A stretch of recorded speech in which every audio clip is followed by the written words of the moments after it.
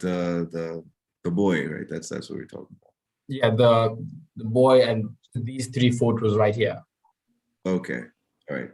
So with these kids, I think for me it was more of an eye opener. It was shocking, that um, instead of going to school or pursuing other aspirations in life, like the kids just kind of were in this cycle of just dangerous stuff. Like the brother did it, so I'm gonna do it. There's nothing more for me in this part of Namibia. So therefore I'm inclined to do whatever I have to do to make a living, whether it means potentially risking my life. And um, I think for me that was the most saddening part to realize that even at such a young age in 2021, there's still limited choice towards what career paths you can take. Yeah, was there a specific conversation that you had with these people that gave you a bit more insight into their experience? Is there anything that, of course, you can, think that you can share if you're allowed to? What's still astounding to accept is the fact that even after these fatal injuries, they're still going on their boats. Their canoes. They're still going to try to fish this. Regardless of the potential threats to their life. And I think for me that was quite sad in my opinion, and it just gave me an overall sense of the lack of opportunity. Sorry, 1 second, guys. Sorry.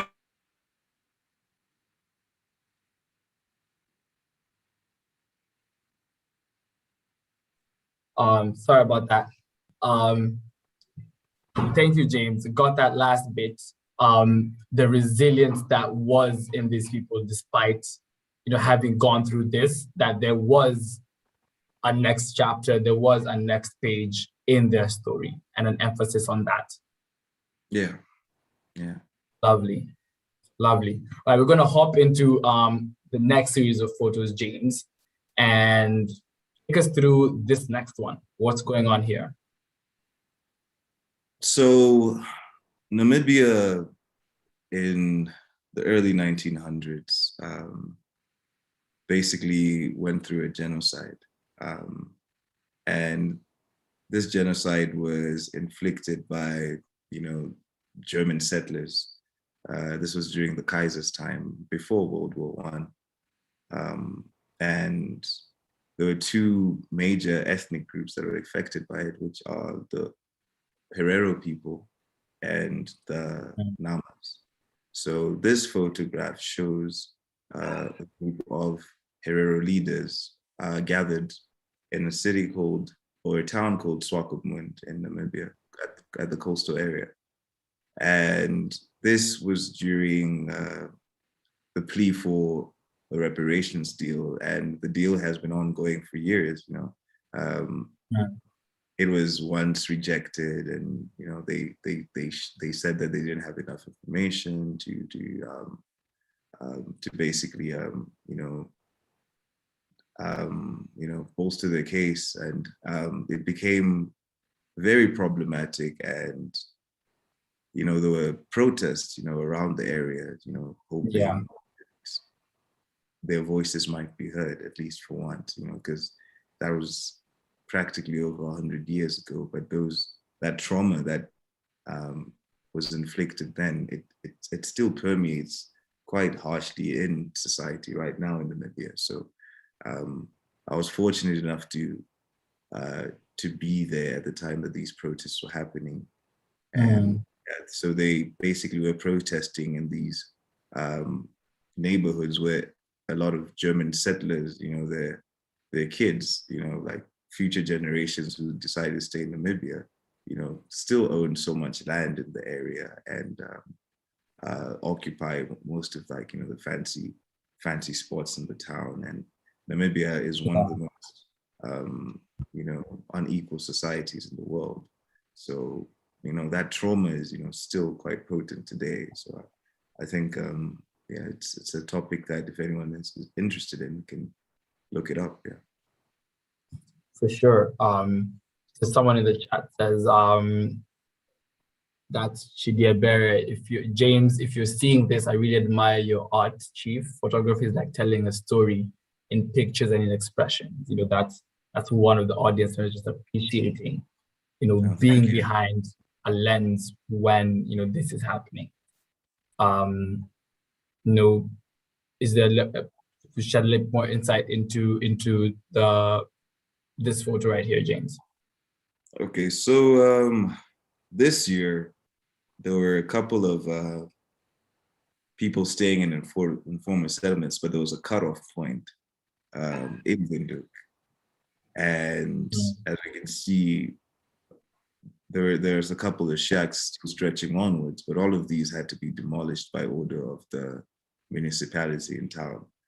So when I saw this lady carrying a child and coming to the realization that where she's standing was once a place that she lived, and you can still see some of the remnants of the place, but she has nowhere else to go, and that's where she is right now. You know, there's nothing for her. And the thing about Namibia is a lot of people migrate from the north, so there's quite an urban sprawl happening right now in terms of like the city's planning, where a lot of people come in, they're unqualified and they don't have like, you know, prospects for jobs, and you know, they basically live hand to mouth and they look for something. And you know, when they come to Windhoek, you know, they're saddened by the harsh realities, like they have to stay in such conditions, you know, in such makeshift shack settlements, you know. So Yeah. like the dream of a better life in Windhoek was sold, you know, in hearsay from aunties and uncles, you know, who boast of, you know, this kind of imaginary success that, you know, you could make it in Windhoek. You know, you look at me, you know, I have these nice shoes, I have these watches, but they don't know the process. They don't know what it took to get to that level, you know, so they arrived with inflated dreams and faint pockets, but you know, as we can see here, the dreams condensed under the corrugated settlements that they live in. The displacement and destruction that you're talking about that these people experienced, is that Yeah. what's also represented in this photo and this one as well? Yes, 100%. Like that's exactly what we're saying. And the previous slide really is, I think it's subtextual in the sense, but you know, like when you take a photograph, sometimes initially you won't have like an appreciation or meaning behind it. I think looking back at this photo, it kind of has a lot of connotations. You know, you see the empty plastic bowl and the lady holding a machete, and one guy in the background, you know, laying on a bed with, you know, practically nothing to cover him. You know, it just basically summed up like, you know, the layers of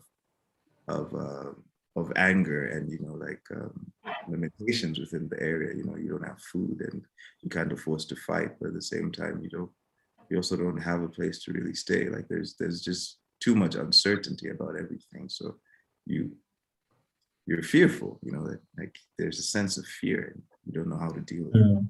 And that's how I interpreted the emotions within this particular photograph. Yeah.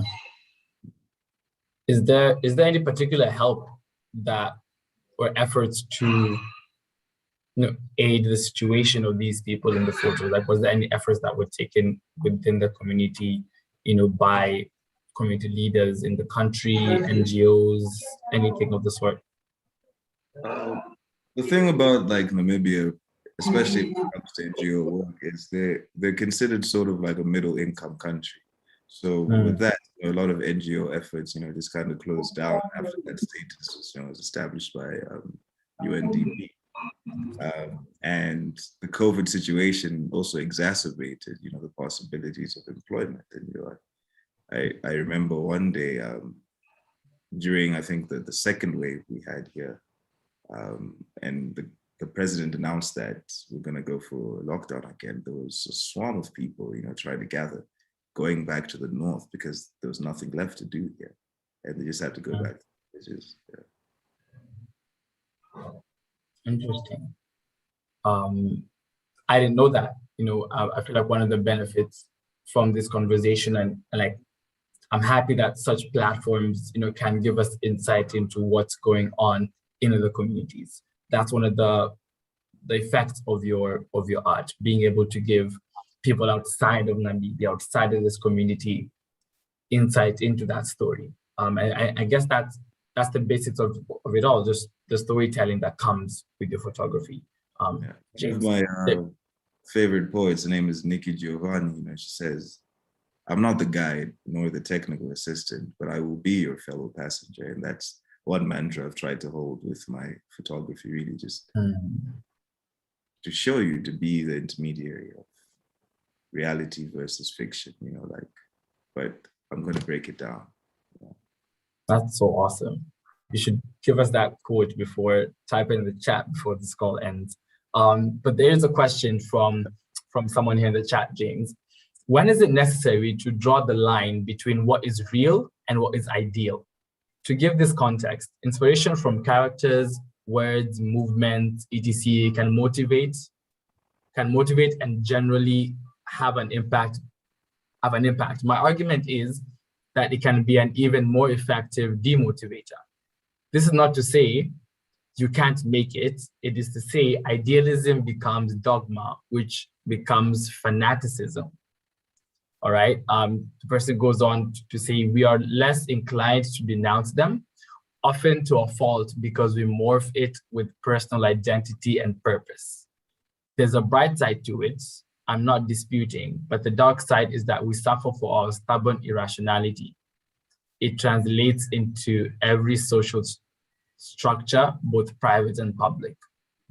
I don't know if you got the bulk of that, Gene, but what do you think about this comment?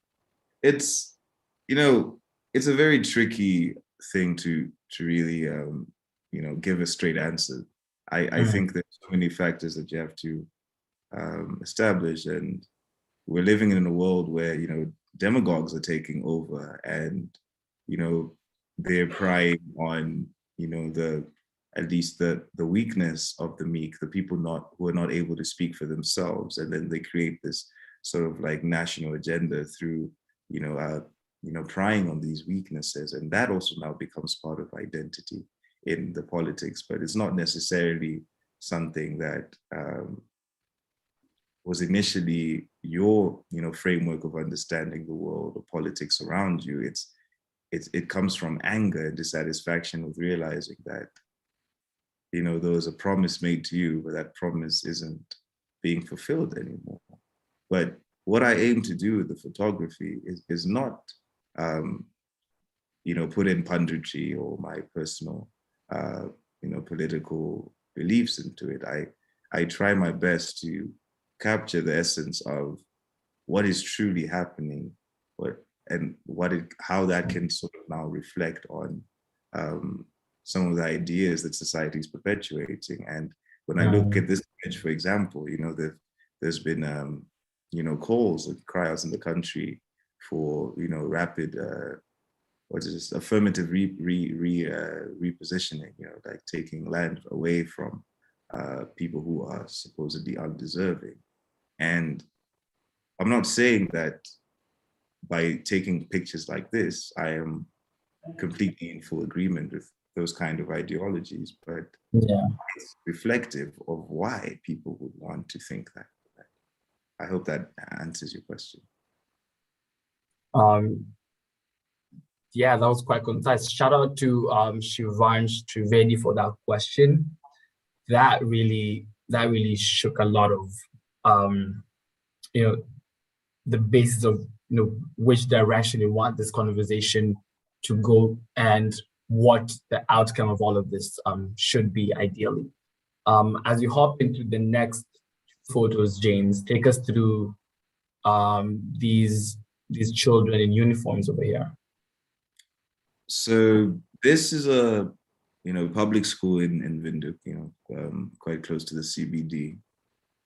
And this was around the first time that schools reopened after the first wave of COVID-19 hit the country.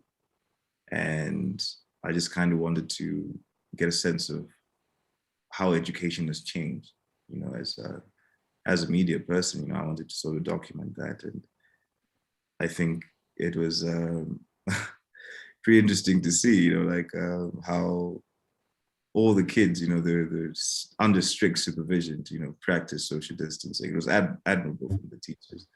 But at the same time, I couldn't help but feel sorry that this is the new normal.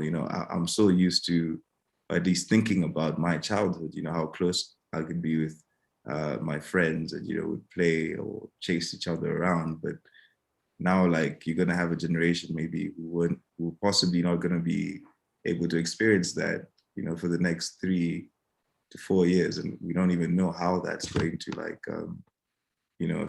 affect them personally and the contact with people. And I think this photograph I don't know, it just showed me that really life is changing. And that's where we are. Kids have to also be responsible at a young age. And that's basically where we're at. Yeah, and the kids playing, was this also after the whole pandemic, when things were easing out?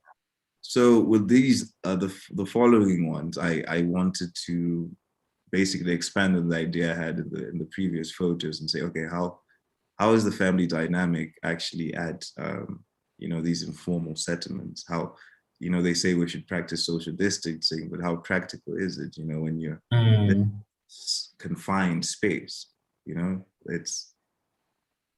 I think for me it just exposed the folly of politicians who believe everybody can do this. They're so disassociated from the realities on the ground. And I think, if anything, when I went to take these photos, I wasn't expecting to have an expose on how disassociated most of our politicians are. But it was more or less just to figure it out for myself, to see how this dynamic plays out. This is typically a family. After 4 or 5 o'clock, everyone's home and trying to use their phone because they have like one source of electricity coming from there. And it's like, okay, cool, you want to social distance, but at the same time, I might have a course happening at university and I stay in these shacks and I have to be close to them. My mom probably wants to listen to the news, and maybe my dad also wants to listen to a soccer game, and it's like you're all just confined to a certain space. And it just, I think, revealed to me the impracticality of social distancing in places like this. If there's anything I would love to implore the government to do, is really if they want people to social distance, they have to make efforts to create spaces in which people can really dwell, in dignity. I believe, yeah. Awesome. That's very food for thought. Yeah. When you, as we go to the next photo, one of the questions I have is, as you explained, this is like how important is the role of photographers in taking photos of things like this and putting it on social platforms, increasing the visibility of such social political issues in moving them along to be addressed, or rather just giving people an outlet with photographs like this? Oh, is that tailored to me? Yeah. All right. I think it's very important because you're given at least the responsibility, the privilege to be a historian, to mirror the realities on the ground for people, whether it's through political activism or sports photography, those capturing those moments that you won't get again. It's something that I've found critical in establishing and creating narratives about ourselves. I mean, I would like to think one day that when I'm much older, that by the time my kids want to go to school, that they don't have to scraffle to get, images and stuff. And like Yeah. growing up in Malawi, it's like, we basically had a fascist leader for 27 years. And, there was a lot of like propaganda media, and you couldn't really get images of a Malawi that was a true Mm, reflection of the ground, right? So it's like, when I think back to that, and even if I wanted to do like a documentary on Malawi, I can't find archive images that are truly reflective. I might find some, but it's still quite a rare commodity. And I think that's also one thing that sort of like inspired me to really just go and take different social events, because we need to see that history. Our yeah. kids need to reflect on certain movements that happened. What really triggered some of the policies that we have in place today didn't start off with politicians, over coffee talking about, oh, we need to do this for society. It started with us young people who chose to mobilize on the ground and um, create that discord, to inspire others to say, hey, we are saying something to you and we Yeah. want you to listen to us. So Ekings Moog in Afrikaans means I am tired. Mm, So Ons is mood means we are tired. So after, a series of rapes that plagued the country, Namibia's rape rates rose also exponentially during the COVID-19 pandemic. And it was also basically exacerbated by the story of a girl called Shannon Wassefall, mm, who was basically kidnapped, and they found her body somewhere in the desert, um, close to the beach. And, there wasn't due justice given for a while. And I think this now became a protest to say enough is enough. They yeah. called it hashtag shut it down movement on social media. Okay. And I was really inspired to see, the efforts of the youth to mobilize. They went all the way to the Ministry of Gender, to Parliament, and they said, we're not leaving here until we get what we want, and we have proper legislation to, um, you know, basically protect our victims, and, to set a precedent, especially with this particular case with Shannon, Yeah. to set a precedent that, tells rapists or abusers that this this is unacceptable in our lives, and we are going to say something about it, and you will be punished. And I was quite impressed to see young people gather and, talk about this. Mm, I hear that. I hear that. Um, what was the aftermath of it? The social media sort of campaign with the shut it down movement. Well, basically, a lot of stuff is still pending. Namibia is a country that's also undergoing a lot of change, like many African countries, politically and Mm, socially. But I think it gave rise to another voice, a new voice that um, basically echoed songs of change. Like, if you want something, you don't have to, go to complete extremes, but you can yeah. literally just start off with like a hashtag. That's all it was. And I think that for me is the most formidable thing, that all of this began just with a hashtag in Namibia. Love it. So it's, yeah, pretty impressive. Love it. I hope audience members are taking notes of all this, because this is such amazing, amazing content and insight from you, James.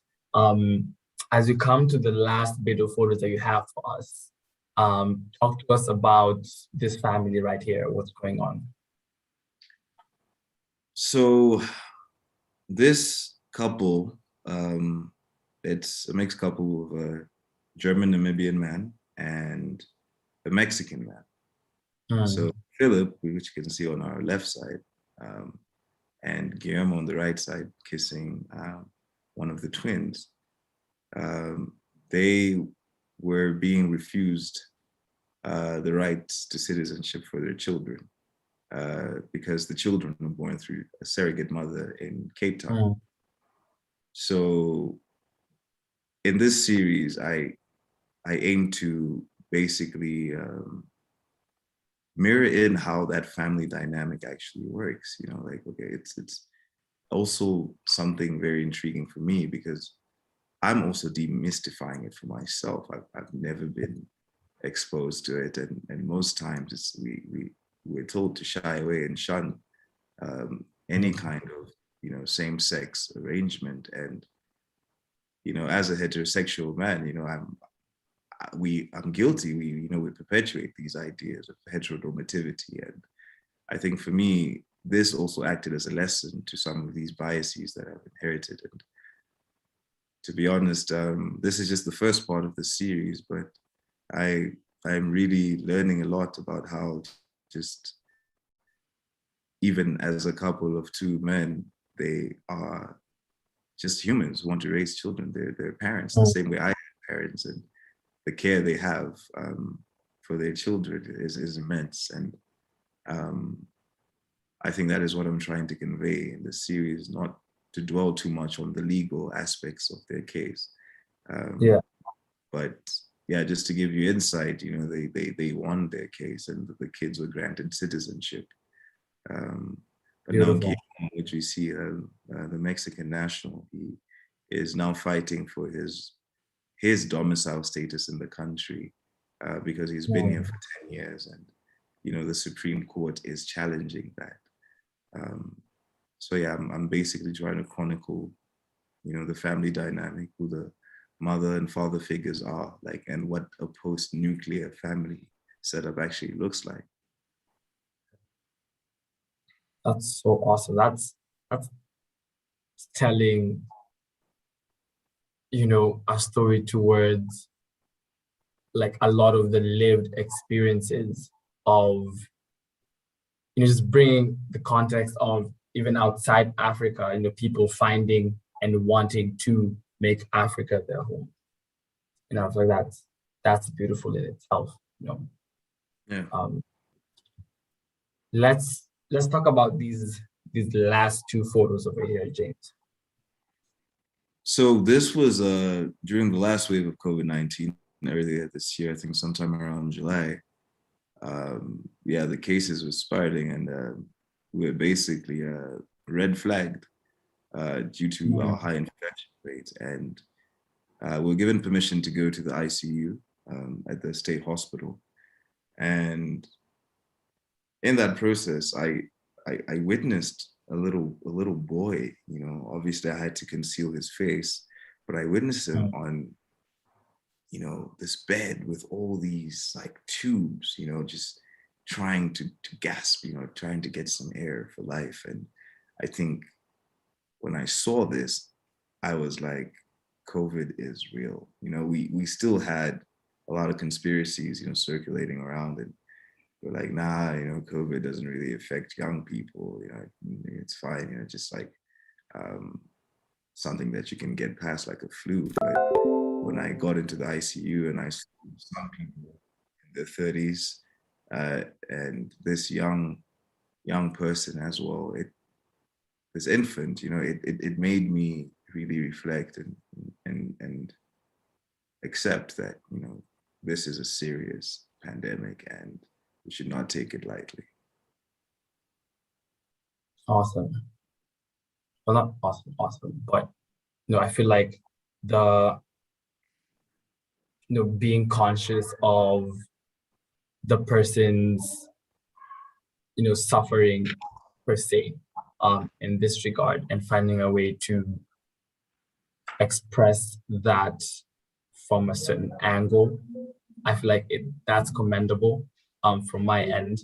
And of course, just bringing down, I'm sure there's so many different emotions I guess from my end when I'm looking at such a photo. Like, how did you feel taking this photo, James? I mean, I was very disheartened. I think, Mm. the joy of life that, you see from children, and bearing witness to how it might feel to have it stripped instantly. And, this is an infant, right? And from the information I gather, this person was less than a year and a half. And I just couldn't imagine, how the family was feeling, and maybe the blame they would put on themselves for, contracting the virus and, affecting this fragile being. Yeah, it was quite an emotional day for me and the other journalists who were reporting. Mm. Thank you, James. And last but not least, of course. Um, Yeah.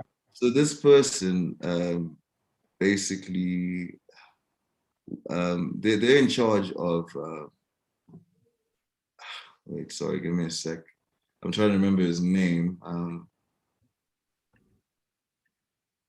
But yeah, I went there to sort of like bear witness to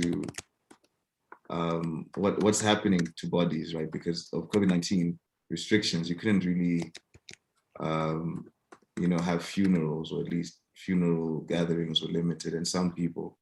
Uh, Mm. I'm sorry, just give me a second. Don't worry about it. So yeah, this is basically the only person in the country who cremates bodies, and his Okay. name was Keith. He still works there, and according to him, I think he's been working there for 13 years. And yeah, so all the names at the back are people, who've been cremated since the center was open. And yeah, I was basically just trying to capture that. And he told me that before the pandemic, he would cremate maybe about 20 people a month. And when the pandemic hit, he was now cremating about 250 people a month, which is a lot for one person. Yeah. Yeah, and he also Interesting. just delved into the cultural aspects of it. Like, some people would rather keep the bones after cremation, and he always tried to ask and really be kind. And yeah, it was a lot to take, and I think this series was one of my most emotional ones, because I didn't really Mm. know how to feel about a lot of these things. It's like, now you don't even have the right to go to a funeral, to actually let a loved one go properly. Yeah. And it, it's just one of those, man. There's a question here, James. Very interesting, and your answer might be in the context of this exact series that you're talking about. My name is Darcy. Darcy is a student at ILU Rwanda. Before jumping to my question, I want to first appreciate the fact that these pictures are amazing and message driven. That's a shout out to you, James. My question today is, as a photographer, have you ever taken a picture and once shared with the world, it gets interpreted in a wrong way, basically sending a message that you were not intending to send? And if no, how would you manage such a scenario if that came up? I think for me, as a photographer, I have to be cognizant that that's always going to happen. Um, I think there was one photograph I took in 20, 2018, that became a campaign for um, abortion in Namibia. It was very popular. And I was trying to reflect what I'm seeing in society. And then, Mm. I'd get approached from movements saying that, oh, can you be part of our abortion campaigns and stuff? And, fundamentally, I do believe women have the rights to their bodies. It's a fact. But at the same time, as a journalist, I have to separate myself from, the political movement, because now I can't practice, properly, and I had to say no to activism. I think the real question, or at least the real dilemma, comes when you're forced now to pick a movement because of the photographs you've taken. But you're an impartial observer, you know, you're a carrier, you're a passenger in this. Hmm.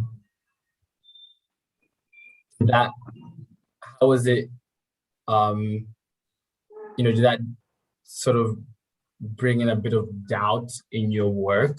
Because I know sometimes, it's very easy for us, people working towards, what they're trying to do, create in their work, in their art, in their business and stuff like that, to be easily, impacted by a lot of misunderstandings or misconstrued opinions about what you're doing and what you're trying to accomplish. Yeah, no, Did you go through 100%. something similar?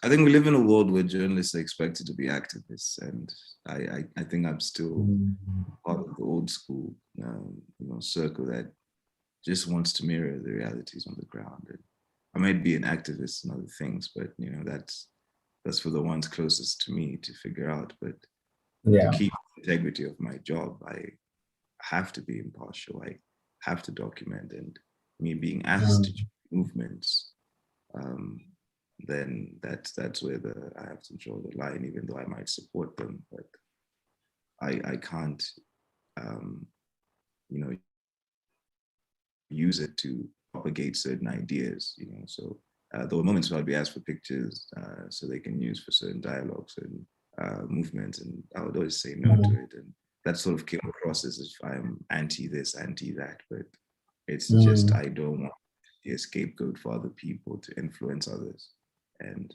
it's very delicate. There are so many demagogues evolving, and you don't want to be contributing to that. I hear that. I hear that.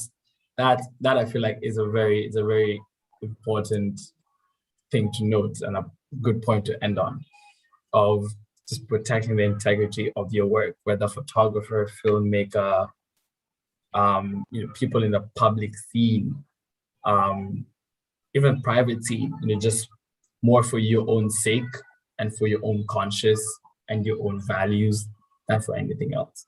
So thanks so much for that, James. And as we wrap up this amazing conversation, guys, I don't know how I'm feeling right now. I'm still trying to figure out how to process all this. But before we end this amazing conversation, James, what are some of the opportunities that are out there? I'm seeing a lot of people in the comment section are photographers themselves and are just really, really inspired by all this work. What are some opportunities, in your space with the different organizations that you've worked for, that are open to young photographers, filmmakers who are ready to, tell their stories and tell other people's stories? All right. What I can, start with is maybe just trying out for grants. Applying for as many grants as you can. We all know that this photography equipment stuff is quite expensive, and it takes a lot of saving, and sometimes even the earnings you're making, it still requires a lot. You won't probably reach that benchmark, and I think the thing about grants and the openness to expanding the narrative and giving new voices a chance to express themselves. There's a series of grants you can find online. If you search up African photography grants, and National Geographic is always looking at explorers, to foster, to nurture, and there's a myriad of those. Open Society as well. It's a great resource.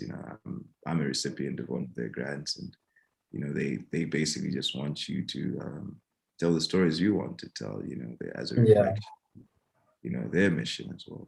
Just to create that openness.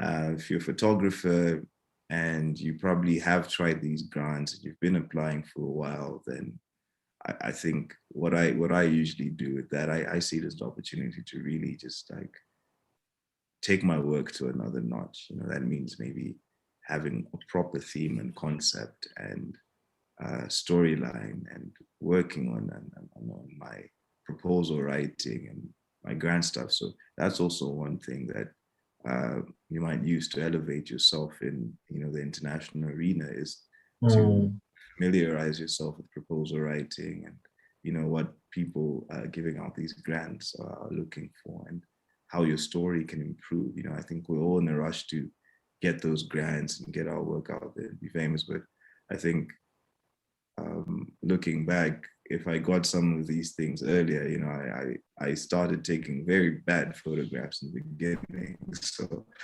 I can't imagine if I got those and I have to live with the fact that these will be on the internet forever, so also just taking this opportunity to to sit back and really find good images. The first 100 images you're going to take are going to be complete crap. I for one had very crappy pictures in the beginning. But yeah, I think challenges you face definitely is, I think it's also quite a saturated market, particularly because there's certain narratives that I've seen organizations drive for a long time. It's like I battled with this for a while, and it's mostly because I didn't live in war-torn countries or, showing, acute poverty and stuff like that. One of my mentors calls it poverty porn. I wasn't doing any of that stuff. And I felt like just because I didn't have that sort of style, I wasn't placed in certain opportunities, and maybe I'm not a good photographer. And that's one challenge you're going to face, feeling like you have to sell out to, maybe get your name out there. But I think just try to stick to your script and, hope for the best. I think another challenge is getting people to open up with you, especially for long-term documentary work. I think it's sometimes to just have a conversation with people, even for a day or two, and then bring your camera later just to show that you're genuinely interested in them and you want to reflect, the true essence of their story or their situation, and hungry to get your name out there and, get all the press because, their story is beautiful. So I think that's one thing that, upcoming photographers need to be cognizant about, to create a very human relationship with their subjects before taking photographs. Yeah. Thank you, James. One last thing I'd just like to mention, there's a question someone has thrown out. James, so your niche is basically around the sufferings of Africans. And when I saw this, I remembered, so it's a question, yeah. And when I saw this, I remembered the conversation that we had earlier today before the call about how, some people might feel that if my photography isn't documenting suffering, violence, pain, it wouldn't be as impactful. And I'd love for you to just knock down that myth and misconception, insight into, how that conversation between us went this afternoon. I think it's a good question you asked, really. And yes, it is suffering of Africans, if you want to put it that way. But I think for me, it's a true reflection of where we are. And I've always been into social realism, even with the books that I've read. That's basically my take on things.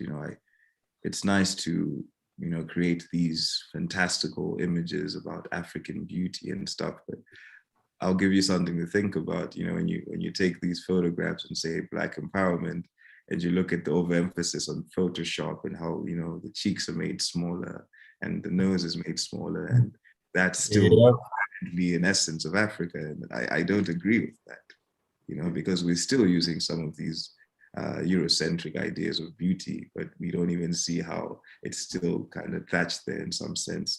And the reason I take these photographs of, people in some of these dire situations is because I want to know or gauge where we are in Africa, the reality on the ground. I don't want to base my entire ideals off 2%, 3% centers in Africa and call that truth.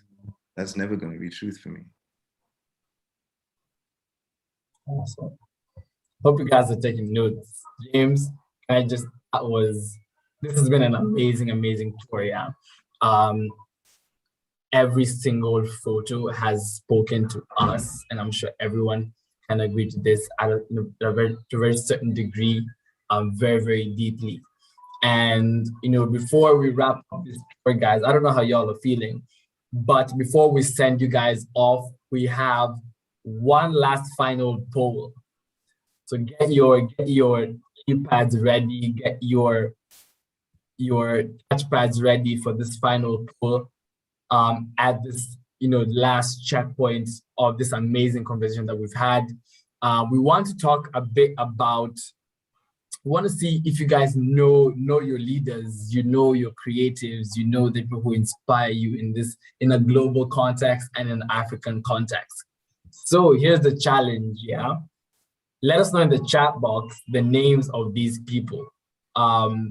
There's a poll that will go up. There's a poll that will go up for you guys to say yes, no, or maybe whether you know the people in these photos. So you guys ready? Give me a thumbs up in the chat if you're ready. Before my undercover agent at the back does a quick poll, quick temperature check before we leave. Thank you. Thank you right there. All right, guys.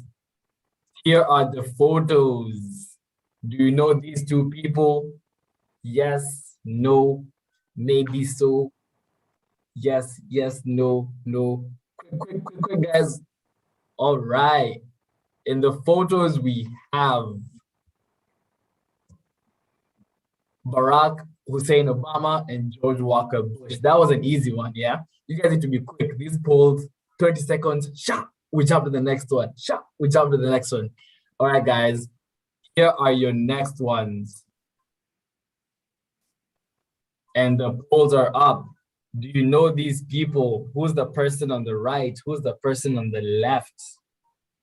Quick, 10 seconds. 10, 9, 8, 7, shot. And poll. 5% of people said yes. 21% said maybe. 54% said no. Now, let's take a look at who these people are. On my left, we have Lassina Kone, one of the continent's hidden treasures. He's the Director General of Smart Africa and the man who will make Smart ID a reality across the continent. He also happens to be a true Pan-Africanist. And the man on the right is Ibrahim Aboleish. He's a vanguard with a plan to revolutionize Egypt and the world over the next 200 to 250 years. He's the person who transformed the desert into a garden. He turned the desert into a lucrative enterprise with annual revenues of, get this guys, $800 million, a workforce of millions, and environmental and agricultural breakthroughs that have never been seen before anywhere in the world. And this is in Egypt, guys. Let's take a look at the next ones, yeah? Before we wrap this conversation up. Next up, polls ready. Chat, 3, 2, 1, let's go. Yes, no, maybe so. Yes, no, maybe so. Yes, no, maybe so. 5, 3, 2, 1, chat, and poll. Okay, on my left, we have who? Who do we have on my left? Oprah Winfrey. And on my right, we have Angelina Jolie. All right, are you guys ready for the next one? Quick fire. Polls are up. You guys ready? 3, 2, 1, let's go.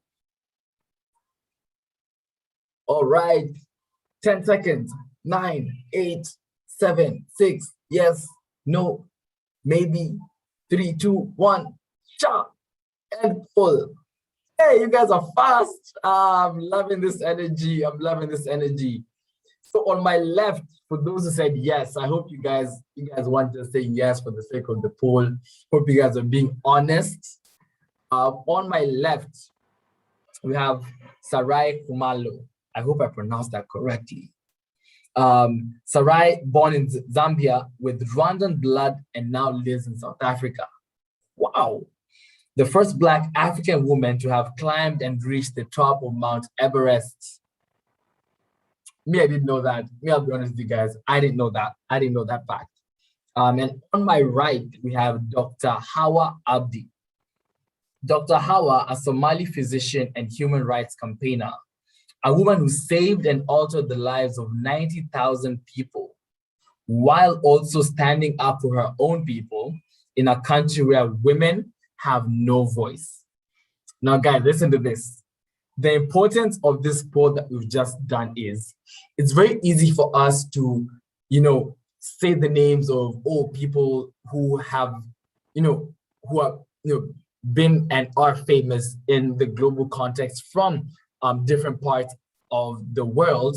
But when it comes down to the stories of people on the continent, the challenge to all of you guys is how well do you know the stories of the people in your own homes, right? Is it just, focusing on, reading, learning, watching the stories of people outside Africa? Or are we taking a deeper look at what people here on the continent are up to? What strides are they making? As Africans, we become engrossed with other cultures and politics, but no one is prepared to share our stories. So the challenge to every single one of you guys is, whose story are you going to contribute to? Whose stories are you going to help tell through your own creative expression? When we talk about companies like Netflix itself has put down $8 billion, guys, $8 billion original production budget, will for local creators across Africa who often have difficulty funding their projects. James mentioned this, some of the equipment is hard to come by. Some of the quality, skilled personnel is hard to pay. You know what I mean? Even with that budget, there's a lack of storytellers or filmmakers, to the point where Netflix have to launch a project with the UN's culture body to hunt out young filmmakers from sub-Saharan Africa, and explore traditional folk tales from the region. So Netflix is actively looking for anyone out there who can and is willing to, share other people's stories, be part of, coming on board this portion of, $8 billion that's out there for young, creative, original stories and storytellers from the African continent. We have Getty Images, is a storytelling British American visual media firm. It's aimed at three audiences. Listen, three audiences: creative professionals, the media, and businesses. It's currently valued at $2.4 billion and covers a lot of African-related stories. The question here, guys, should be, why can't we tell our own stories? And what is really stopping us? Some of the challenges that James has highlighted, even, with looking at what ALU's mission is all about, we have the solutions to these challenges, to these questions. And it all just comes from, being able to take that initiative and looking for avenues of collaboration within the creative industries on the continent, and taking ownership of our own stories, and exporting this within our own cultures in Africa, and sharing our stories beyond the African continent. Right, guys? You guys know this movie. You guys know how much this movie blew up a couple of years ago and how much revenue was generated, right? This was a story, Marvel, was able to, produce at a global scale with, as a film. And when you look at the storyline itself, it's very focused on an African narrative, correct? But it wasn't shot or produced in Africa. You know what I mean? And this is again a challenge to the filmmakers, to the young leaders. It's not just the creatives who have that power to push this along, but the people in government, the policies that are being made to support the creative industries. How can we also take ownership of that, ladies and gentlemen? How can we, also, I'm seeing guys in the chat, Wakanda Forever, these, the narratives the unique narratives that came about from this amazing story. This wasn't just a movie, it was a movement for African American, and a pride for us Africans, because it showed to the world that we Black people are capable. This movie alone made like over $1.3 billion, and we have the power and and resources to, create such global blockbuster productions here on the African continent, and tailor a lot of these stories to the reality on the ground and what's going on. Yeah, these three truths are not intended to make us furious, guys. That's not what we're trying to accomplish with the stories of Netflix, Getty and Black Panther, or to place blame on the Western world. Don't get this misconstrued in any way. They've come to teach us something, a lesson that we all have. All that we have to do is look hard enough to see the endless possibilities on the continent. We need to stop seeing issues around obstacles, and instead see the possibilities, with the story of Black Panther, with the story of James, every single, aspect of his creative expression that we've tackled, that these are opportunities for us to put Africa on the map, on the global map. And it begins by, going back to James's story. He didn't touch a bit on this, but as he closes this off for us, I'll just take us, through that journey of, coming, with the university. I feel like a lot of young people on this call, can relate to being in a place where you're not too sure of what you're doing. There's a lot of influence from parents, from society, trying to pigeonhole you into, what they feel like you should be doing, But yes, guys, as we wrap up this conversation, I know it went a bit over time, and there's so many emotions going around, so many different feelings, within, not just the photographs, but, the stories that, that we've been able to listen to today, of the individual in these photos.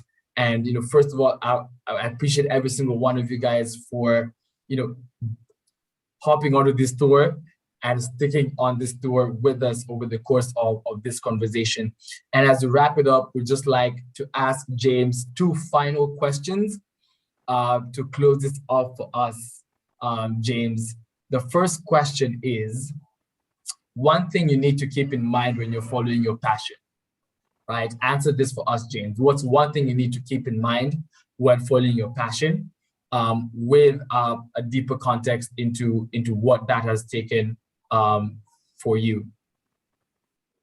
I think when you follow this passion, it has to be legacy driven. Are you trying to impart something that will basically motivate other people, after you, generations much later, to still pursue or at least build upon the vision that you are trying to establish? It's very important to have that legacy drive. At the same time, you need to have, or at least tell yourself you have that propensity to improve. If you feel yourself getting into a career path and seeing that I'm only going to do this for a short while, then jump into something, then you've never really truly been passionate about it. And passion really stems from proactively trying to grow and really become a master at that one thing. So yeah, just would you really gauge your passion to motivate you to be masterful? If the answer is no, then you're not really passionate. Awesome. What's one piece of advice you'd give your younger self, say 5 years ago? What piece of advice would you give your younger self? Take it easy. What does that mean? What does that mean? I think because of the society we live in now, with instant gratification, and you're seeing so many success stories like, oh, this person was 19 and they already made $1 million. You feel like, you're doing something wrong. I think just keep in mind that, everything takes time. Everyone has their own race to run, and just keep doing what you're doing. And if you do feel that maybe you're not working hard enough, then you probably aren't. But don't feel like you need to achieve things now. They will come much later. And I think I've always struggled with that because I've had this sense of urgency throughout my life. And I think calming down and really taking a step back, you really do start to see the bigger picture. Awesome. It's a marathon, isn't it, James? 100%. Awesome. I'd be remiss if I didn't give the audience, an audience member here, a chance to, speak, come at you direct, not through corners here in the chat box. So I'm seeing there's a hand that's up. Rafiki Iragana, your hand is up. Do you have a question for our lovely panelists here today? Feel free to unmute yourself. I don't know if that's possible. Undercover tech team, let me know. But Rafiki's hand was up. I've seen it's gone down. So if they don't have a question, we can shoot it over to Jean Robert.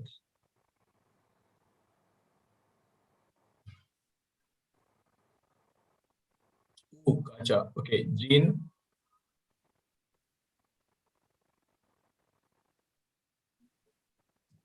Jean, I think you can unmute.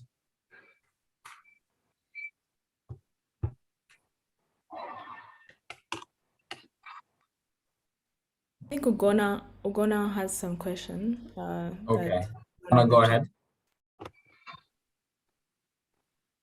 Okay, so James, this is for you.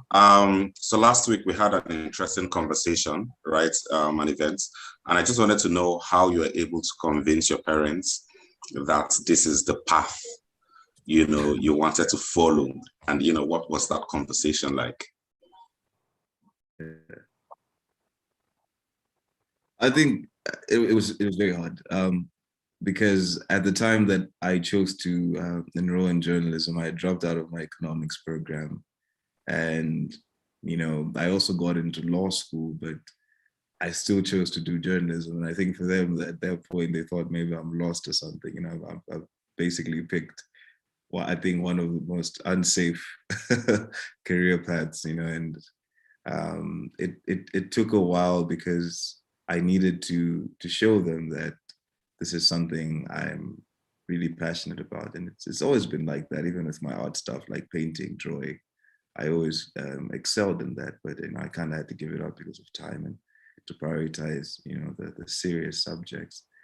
But I think it was after one day my dad saw me continually just, asking some of my friends for their camera gear and still making an effort to go out and still take the pictures I want to take, even if he, wasn't willing to get me one. I think that in a sense showed him that, I think he truly is passionate about this if he's going out of his way to still tell the stories he wants to tell. Awesome. Thank you so much, James. It has been such a pleasure having you on this call. Such amazing photos, such amazing stories. And personally for me, I'm gonna leave this call, with a lot of questions, with a lot of feelings. And, that just goes to show how impactful your work is.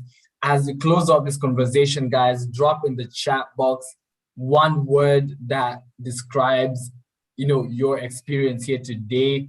If you have any questions for AOU, feel free to reach out to them, and you will catch this recording live stream on the AOU YouTube.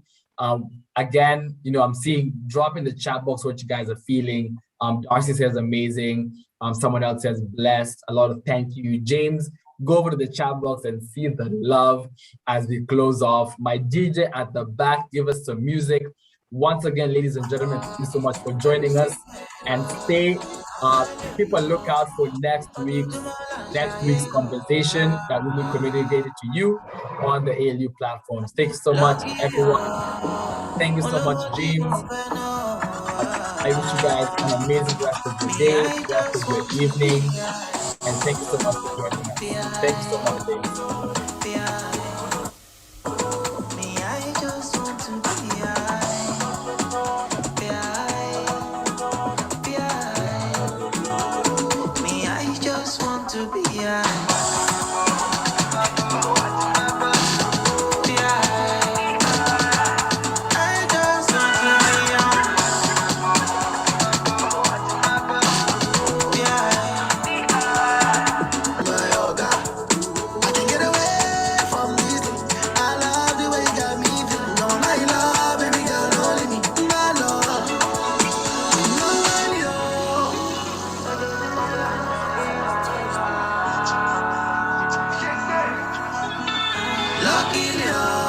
DJs being paid overtime. Yo. Me, I just want to be high.